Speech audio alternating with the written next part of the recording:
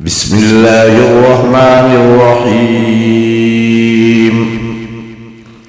إن الذين كفروا وماتوا وهم كفار أولئك عليهم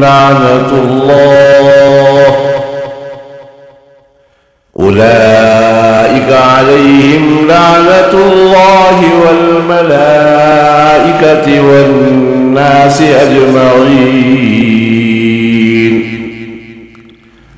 خالدين فيها لا يخفف عنهم العذاب ولا هم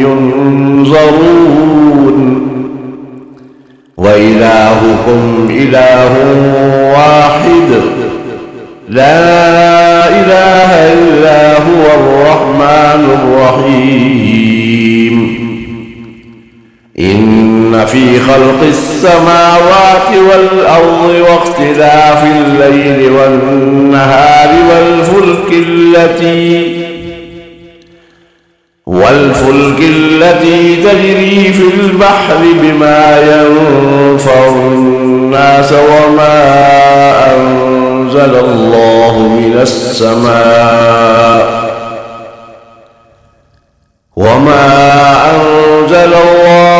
السماء من ماء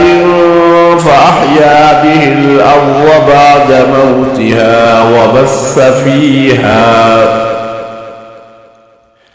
وبث فيها من كل دابة وتصريف الرياح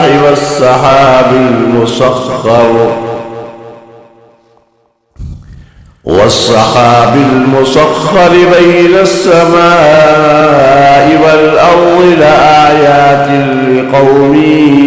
يعقلون. ومن الناس من يتخذ من دون الله أندادا يحبونهم كحب الله والذين آمنوا أشد حبا لله ولو يرى الذين ظلموا إذ يرون العذاب أن القوة لله جميعا وأن الله شديد العذاب. إذ تبرأ الذين اتبعوا من الذين اتبعوا ورأوا العذاب وتقطعت بهم الأسباب. وقال الذين اتبعوا لو أن لنا كرة فنتبرأ منهم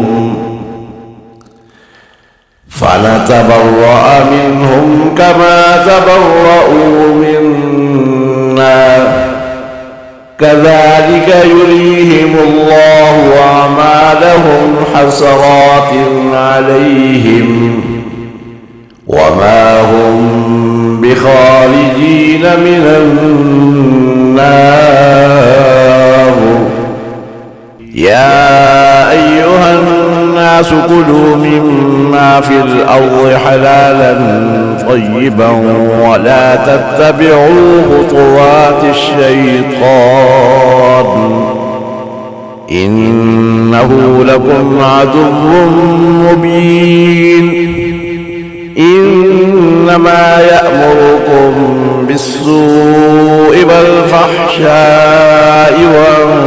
تقولوا على الله ما لا تعلمون. وإذا قيل لهم اتبعوا ما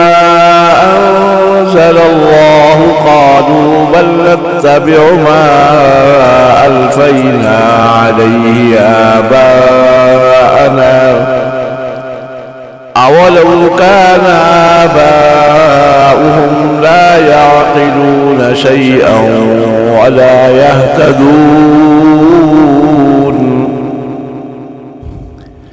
ومثل الذين كفروا كمثل الذي ينعق بما لا يسمع إلا دعاء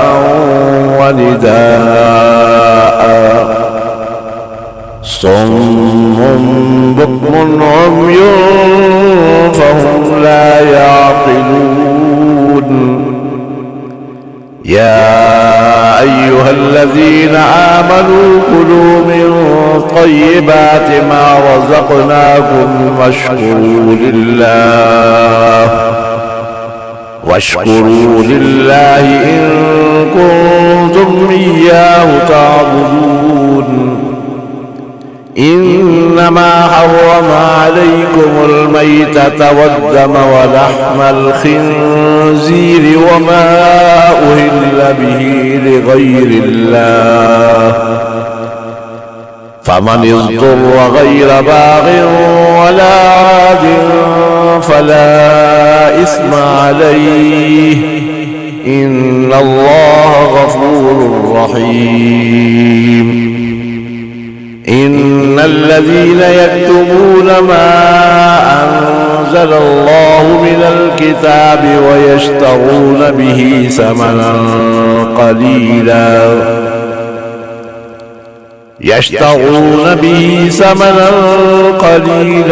أولئك ما يأكلون في بطونهم إلا النار ولا يكلمهم الله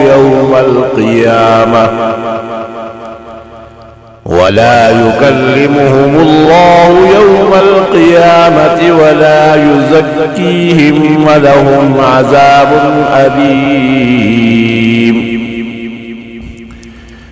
أولئك الذين اشتروا الضلالة بالهدى والعذاب بالمغفرة فما أصبرهم على النار ذلك بأن الله نزل الكتاب بالحق وإن الذين اختلفوا في الكتاب لفي شقاق بعيد ليس البر أن تولوا وجوهكم قبل المشرق والمغرب ولكن البر من آمن بالله واليوم الآخر والملائكة والكتاب والنبيين وآتى المال على حبه ذوي القربى واليتامى والمساكين وابن السبيل والسائلين وفي الرقاب وأقام الصلاة وآتى الزكاة والموفون بعهدهم إذا عاهدوا والصابرين في البأساء والضراء وحين البأس أولئك الذين صدقوا وأولئك هم المتقون يا أيها الذين آمنوا كتب عليكم القصاص في القتلى الحر بالحر والعبد بالعبد والأنثى بالأنثى فمن عفي له من أخيه شيء فاتباع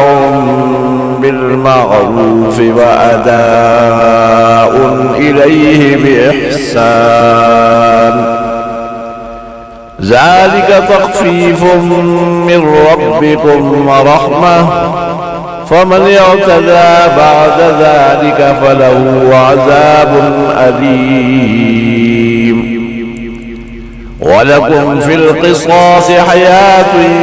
يا أولي الألباب لعلكم تتقون